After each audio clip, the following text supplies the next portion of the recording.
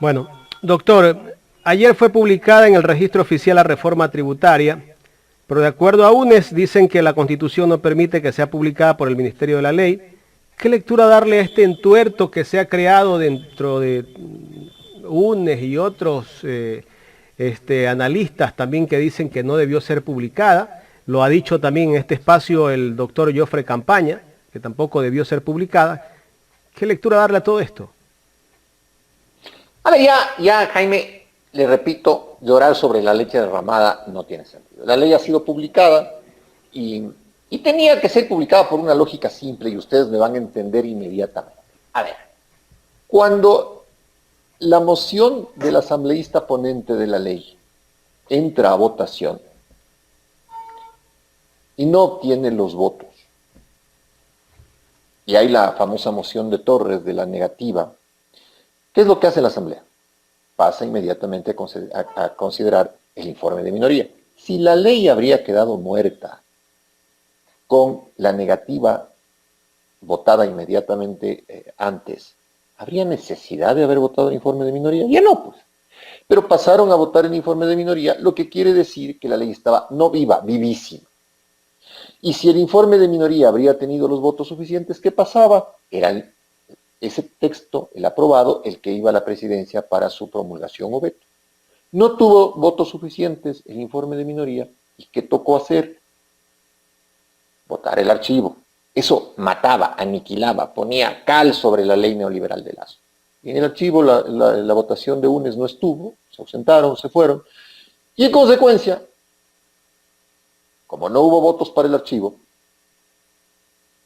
la ley pasó por su propio ministerio y ha sido publicada el día de ayer en el registro oficial. Ya todo lo demás queda para la anécdota política dolorosa, triste, para la especulación, pero está hecho, es lo que hay, y con lo que hay que moverse, hay que actuar, porque tampoco es que es un golpe que nos mata, es un golpe que nos deja a los progresistas y al pueblo ecuatoriano muy mal parado, pero le repito, la Constitución tiene los mecanismos como para al menos hacer que los fondos que recaude la ley, fondos presupuestarios.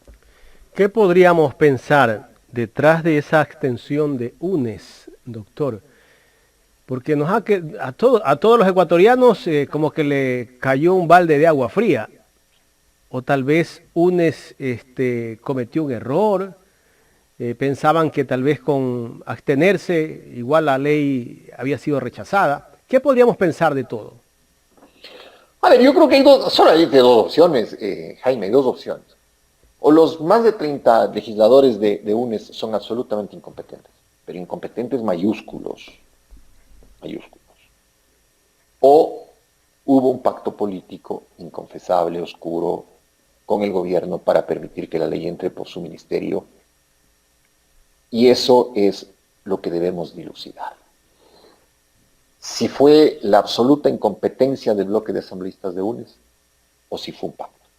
En todo caso, de esto responderá ante la historia política del país del bloque de UNES. Veo que están insistiendo desde su posición de victimizarse, de que la ley fue negada, de que no se podía publicar. No, señores. La ley, ustedes deberían haber votado por el archivo. Si votaban por el archivo, esta historia moría ahí. ¿Sí? No había necesidad de prolongar más, moría ahí. No votaron por el archivo, háganse cargo, asuman su responsabilidad.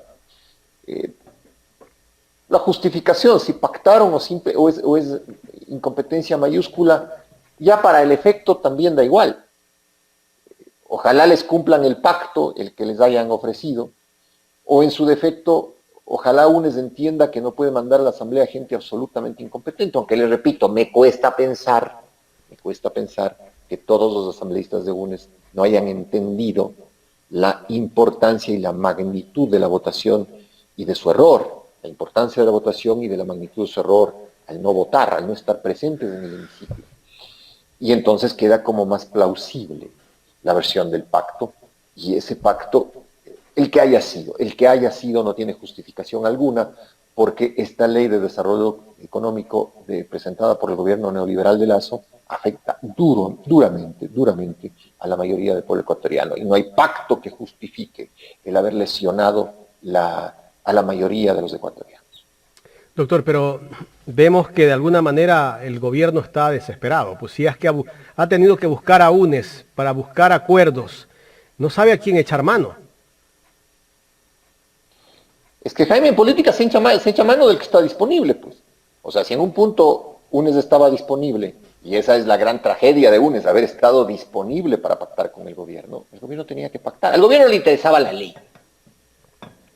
Y para sacar la ley por su ministerio, por los votos, tenía que pactar con cualquiera, política es el nombre del juego, tenía que hacerlo. Lo doloroso es que UNES haya estado disponible para el pacto, si es que asumimos la teoría del pacto. Ahora, si asumimos la teoría del error incomprensible, incompetente, absurdo de UNES, al gobierno le cayó esto como milagro, pues le cayó del cielo el tema del no archivo de la ley. Y, bueno, a veces hasta al gobierno se le pueden hacer milagros. Lo doloroso es que esos milagros han sido hechos a costa del dolor del pueblo ecuatoriano, pero también a veces el diablo se pone de parte de unos y en contra de otros. Doctor, ahora hay dos figuras, la inconstitucionalidad y la derogatoria de la ley. Pero todo eso va a demorar más de un año, tal vez, año y medio, y veamos qué va a pasar también, ¿no? Exacto, es decir, la ley va a entrar en vigencia ya mejor dicho, el efecto tributario va a ser en el ejercicio económico siguiente, es decir, en el momento en que se paguen los impuestos, en marzo o abril del próximo año. Y la solución era votar por el archivo, no entrar en ese camino pedregoso y largo de la inconstitucionalidad o de la derogatoria. Ahora veo que están levantando la bandera de la derogatoria también de una manera mentirosa e ingenua. ¿Por qué? Porque la derogatoria va a seguir el trámite ordinario. El trámite ordinario implica que algún asambleísta presente el proyecto de ley, que se califique por el CAL, que el CAL envía a una comisión, que la comisión emite informe para primer debate, se debata en el pleno, pase a segundo debate, vuelva a debatirse en el pleno, se apruebe y vaya a la presidencia. Y la presidencia puede votarla completamente y decir, vean señores, sigan participando, pero yo estoy feliz con la ley que ustedes me regalaron, así que chao. Yo creo que el tema se va a dilucidar sin duda alguna en la Corte Constitucional mediante demandas puntuales, objetivas y técnicas que objeten la inconstitucionalidad puntual de la ley, que existe, tiene y grosera.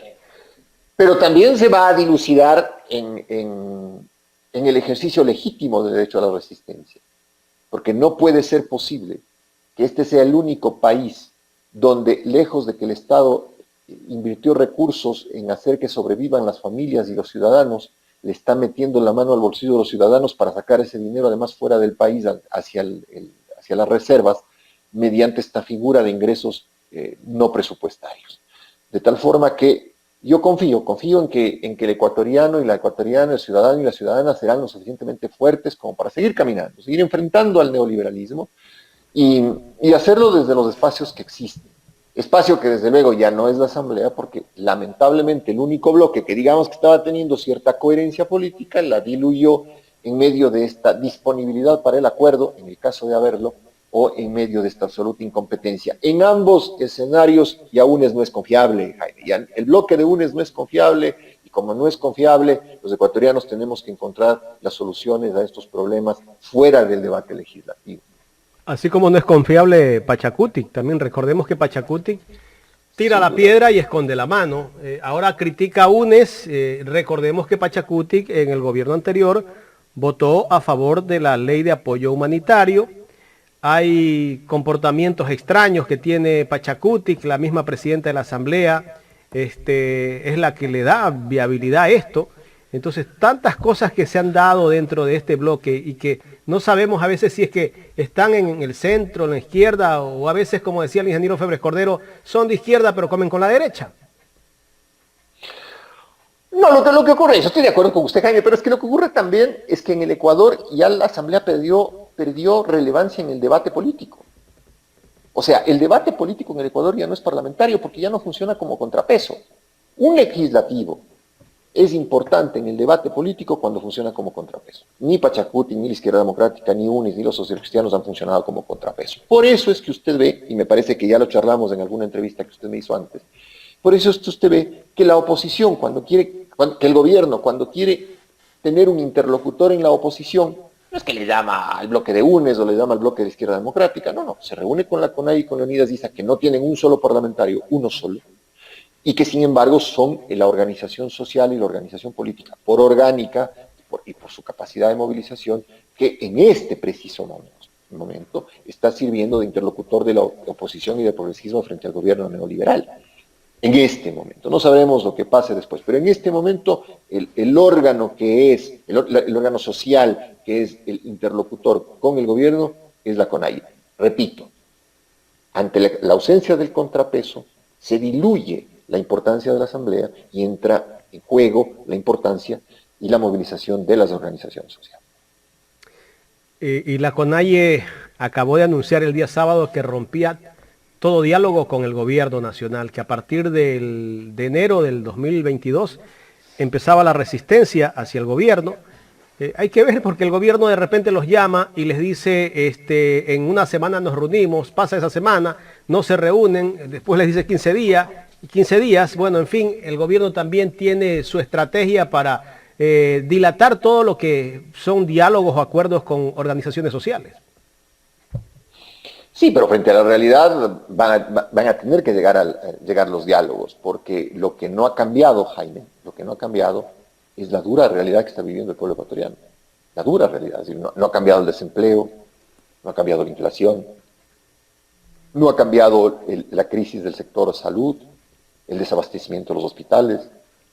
Tenemos que sentarnos a rogar que no se expanda en el Ecuador la nueva variante del virus que se ha desarrollado en Sudáfrica y que estaba ocasionando que el cierre de fronteras y que muchos países europeos estén inclusive llegando al confinamiento. Entonces, la realidad no ha cambiado. Y frente a una realidad que no cambia, el pueblo va a seguir exigiendo, porque no hay otra alternativa, el Estado está para eso, para resolver los problemas a la gente, el pueblo va a exigir que le resuelvan los problemas y que no solamente le sangren. Y la filosofía del gobierno de Lasso hasta ahora ha sido solamente sangrarle al pueblo, meterle la mano al bolsillo, sacarle más impuestos. Y en esas condiciones, pues, si bien puede quedar al margen el debate legislativo, porque les cooptaron, no sirven o lo que sea, los ciudadanos tenemos voz y tenemos derecho a la resistencia y tenemos la capacidad de movilización en la medida en que articulemos el progresismo en todas las organizaciones sociales. Doctor, algunos analistas dicen que la reforma tributaria podría darle impunidad a los que tienen dineros en paraísos fiscales. ¿Hasta qué punto podría ser cierto esto? Bueno, es verdad, porque la ley dice que es casi una amnistía, ¿no? Oiga, traiga de vuelta lo que usted se debó, no le vamos a preguntar de dónde lo debó ni cómo lo debó, y tráigalo, ¿sí? Es una especie de amnistía a los que han sacado capitales del Ecuador. Y ese es el espíritu de la ley, y lamentablemente tenemos en la Presidencia de la República a un personaje como Lasso que ama los paraísos fiscales, entonces que probablemente sacó dinero del país cuando pudo, y habrá que ver, esa es la gran pregunta, habrá que ver si él lo trae de regreso. Ya veremos luego los demás, pero habrá que ver si él lo trae de regreso. Claro. Imagínense esas 144 propiedades en Miami, que las hubiese construido en un proyecto habitacional acá en Ecuador, generaba trabajo. Ese dinero se quedaba en el país y se movía la economía. Es lo que deben de hacer muchos empresarios y los políticos, porque los políticos dicen que aman al país, pero al final del día vemos que no, pues aman es el dinero nada más. Doctor, le voy a dar paso a mi compañera Carla Aro, que también está inquieta, tiene varias preguntas para usted. Doctor, muy buenos días. Bueno, algo que nos ha quedado claro es que no existe en la Asamblea una oposición de firmes convicciones, sino una oposición de intereses. Unos personales, otros de bloque, pero no existe, definitivamente no existe. Al no existir esa oposición de firmes convicciones, al ver que el presidente Lasso no está cumpliendo ninguna de sus ofertas ni de sus promesas de campaña, ¿qué es la deducción que podemos sacar? que esta será pues el primero y el último paso del movimiento, creo, con ese líder por el gobierno, porque no está haciendo nada para dejar sentada bases ni de su movimiento, mucho menos de él, pues, ¿no? Pero vemos que aquí simplemente le interesan estos 4 años hacer de pronto lo que tenía pensado en función de los intereses neoliberales que puede tener él o su bloque y no dejar sentadas de pronto unas bases que puedan seguir esa misma línea, porque lo que va a pasar es que después de 4 años va a venir otro gobierno y vamos a seguir en lo mismo. Vamos a querer cambiar leyes, depende si es de derecha, si es de izquierda, nos vamos a ir al otro lado de la balanza y es así que el país nunca se va a estabilizar. Hola Carla, buenos días. A ver, yo he dicho varias veces que la derecha vino a quedarse. Cuidado pensar que la derecha es demócrata y que después vamos a tener elecciones. No. La derecha vino a quedarse. Pero antes de asegurarse su permanencia en el poder, en estos 4 años que ya lo tiene, va a alzar con lo que pueda. Es decir, va a privatizar activos del Estado, va a vender activos del Estado, va a privatizar servicios públicos. La derecha, su primera prioridad fue llegar al poder, llegó. ¿Sí? La segunda es, en estos 4 años, alzar lo que pueda. Y la tercera es permanecer en el tiempo, otros 4 u 8 años más, con Lazo o con cualquiera, pero que les permita asegurarse lo que se llevan. Esa es la lógica de la derecha. Llegar al poder, llevarse lo que pueden y asegurarse un gobierno que les permita seguirse llevando, pero además que les proteja y que les impida devolver. Y en esa lógica vamos a ver una serie de tropiezos democráticos. Es decir, no va a ser tan fácil, por ejemplo, que los medios corporativos o las autoridades electorales permitan una participación transparente de los movimientos progresistas en las elecciones siguientes, harán todo lo posible por torpedear al progresismo, harán todo lo posible por difamar y perseguir a los candidatos. En otras palabras, la trampa en la que se metió el Ecuador al votar por el neoliberalismo es una trampa difícil de salir. No porque sea difícil votar por los contrarios, sino porque los regímenes de derecha y neoliberales lo primero que hacen es ensuciar la democracia y entrampar las elecciones. De tal forma que, sí, creo es el juguete de Lazo. Lazo financió su partido político, que es su dinero, es su juguete, ya llegó a la presidencia, descartará el juguete. Pero ojo, también puede ser que Lazo sea el juguete de la derecha. Y la derecha ya está usando a Lazo y asegurará las amarras para tener un gobierno de derecha en las próximas elecciones. Es decir, aquí hemos visto la derecha encubierta durante el régimen de Moreno, la derecha dando durante el régimen de Lazo, y veremos una derecha post-Lazo. Pero créame que vinieron para quedarse. Y esa es la gran molestia que tengo yo con la actitud de UNES de la votación del 26 de noviembre. Porque tuvieron el voto, el momento, la ventaja táctica para decirle a Lazo, señores, aquí no va a ir un programa neoliberal. Aquí va a ir el ecuatoriano no es neoliberal. Y pudieron hacerlo además en medio de un ejercicio republicano, institucional y democrático. Y no lo hicieron inexplicablemente. Entonces, vamos a pagar las consecuencias, sin duda, pero, le repito, por lo pronto, lo primero que hay que hacer es tratar de apelar a las entidades y instituciones republicanas para frenar este embate neoliberal, porque Lazo queda fortalecido, envanecido en su triunfo, sea por el pacto, sea por la idiotez, pero de algunos asambleístas queda fortalecido, y un gobierno de derecha fortalecido, con toda la cobertura mediática que tiene además, es altamente peligroso. Doctor, entonces esto me deja a pensar que el tema de los Pandora Papers quedó ahí y simplemente el presidente de la República pues quedó salvado de cualquier juicio político, cualquier intento de destitución, porque vemos pues que ya la Asamblea hizo una cortina de humo, de una u otra forma favoreció al presidente Lazo, lo fortaleció y vemos que ya este tipo de cosas como esta posible, digámoslo así, posible destitución del presidente ya básicamente quedó enterrada. Pero no tenga la menor duda. Y en eso también hay cierta responsabilidad de uno. porque el informe nace de una comisión donde ellos tenían mayoría. Y el informe es deficiente en términos de investigación. También creo que me permití conversar con ustedes de este tema en alguna entrevista anterior. Tenían que contratar auditores internacionales, hacer rastrear el dinero, poner en pruebas objetivas la evasión del lazo y el ocultamiento del patrimonio. Y lo que hicieron fue transcribir la investigación de los periodistas y googlear un par de datos. Entonces, creo que en eso también le quedan debiendo al país, pero no tengan ni la menor duda que el asunto de los Pandora Papers, al menos en el Ecuador, se diluirá. Lazo tendrá que tarde o temprano dar explicaciones de eso fuera.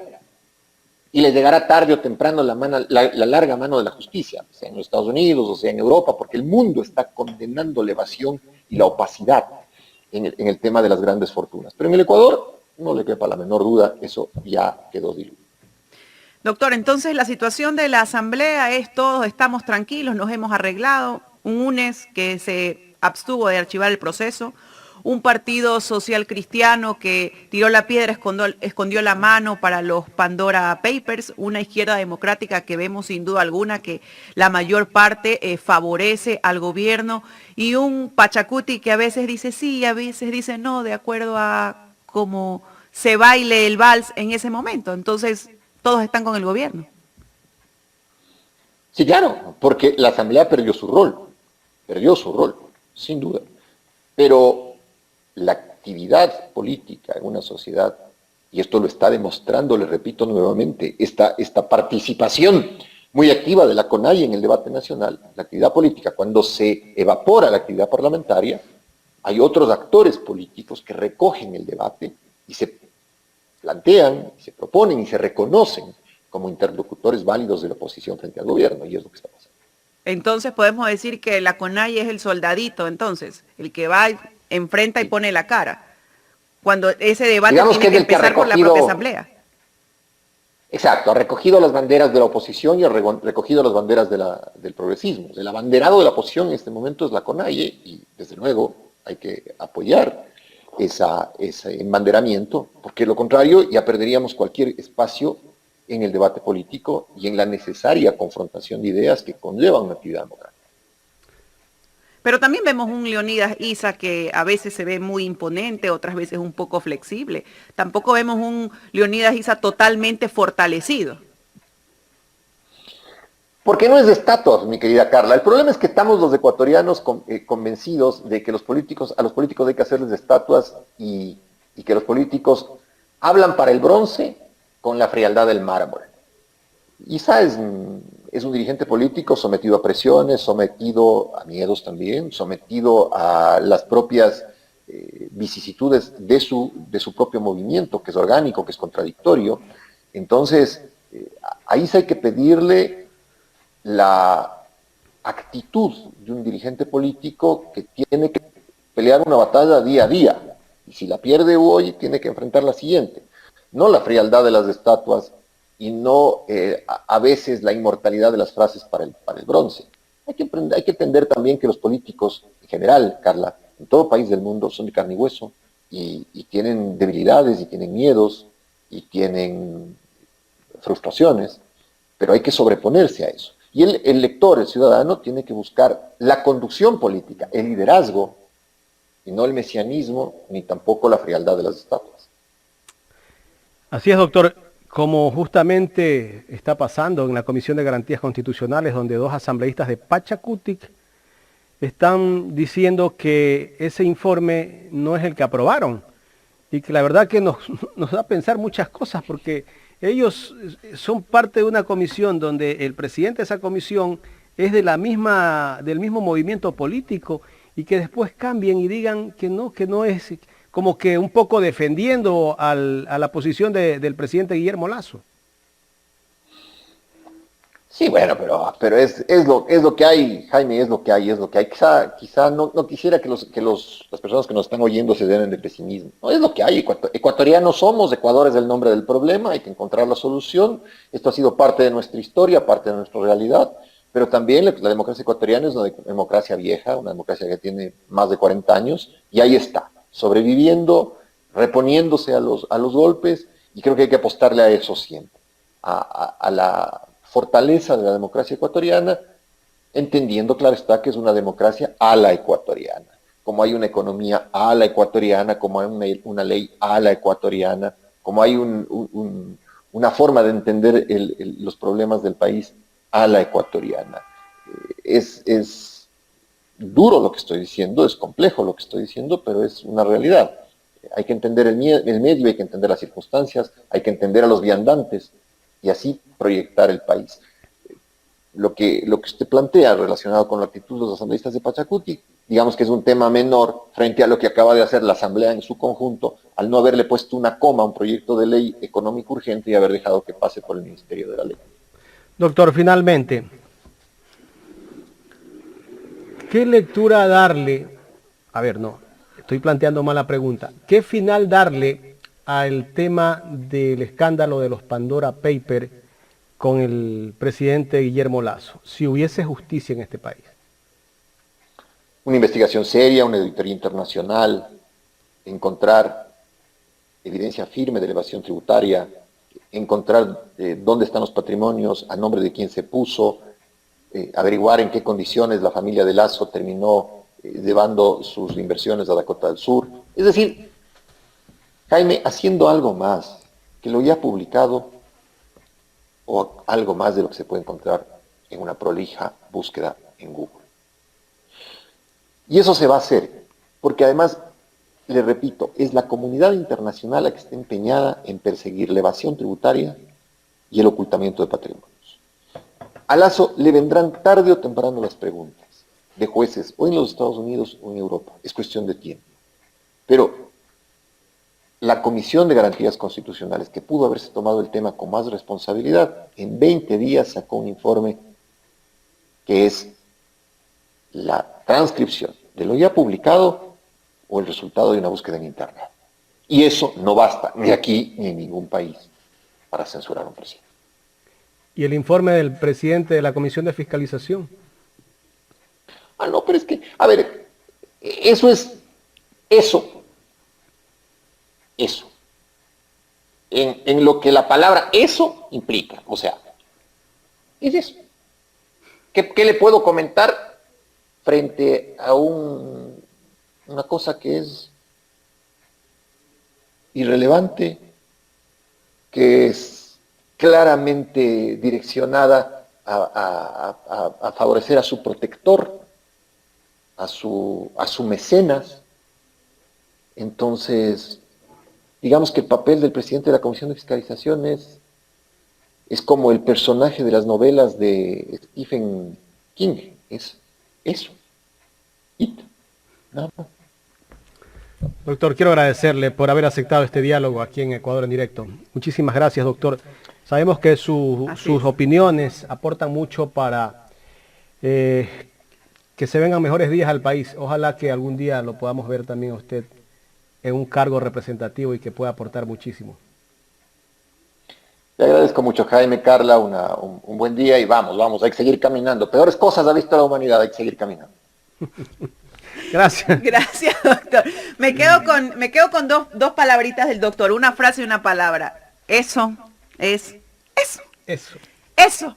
Y bueno, y no llorar sobre la leche derramada, simplemente a los ecuatorianos y a los ciudadanos abrir los ojos, porque esto que está pasando, también hay que reconocer que tenemos culpa nosotros los ecuatorianos, quienes nos dejamos llevar por ese modelo político ofrecido en campaña, y de pronto esa euforia no nos deja, bueno, no digo no nos dejó porque no, desde mi punto de vista, pues muy personal no fue así, pero no deja analizar más allá.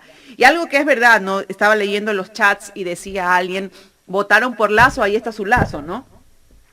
Bueno, ahí está Lasso. Quienes apostaron por el presidente Lasso sabían que ese era el modelo neoliberal, sabían que ese era el candidato de la derecha y que ese era, sin duda alguna, pues el modelo, la guía que él iba a seguir para este país. Ahora pues no nos queda ya nada por hacer, no hay que llorar sobre la leche derramada, lo dijo el doctor.